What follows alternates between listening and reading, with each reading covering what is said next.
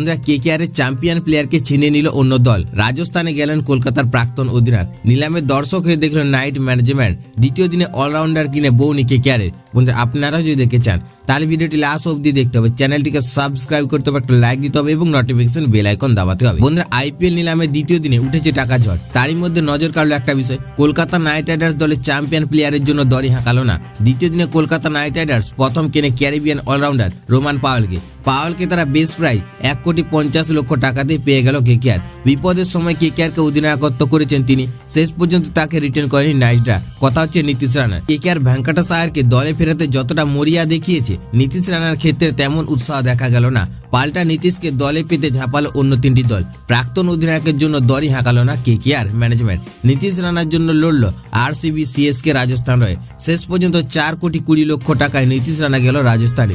নতুন মরশুমে নতুন চ্যালেঞ্জ নিতে মুখিয়ে রয়েছে নীতিশ রানা। আরও একবার নিজেকে প্রমাণ করার লড়াই তার। বন্ধুরা 2018 সালে মুম্বাই ইন্ডিয়ান্সের দল থেকে কলকাতার দলে ট্রেডিং হয়েছিলেন নীতিশ রানা। কেকেআর জার্সিতে নীতিশ রানা 90টি ম্যাচে 28.19 গড়ে 136.32 স্ট্রাইক রেটে 2,199 রান করেছেন।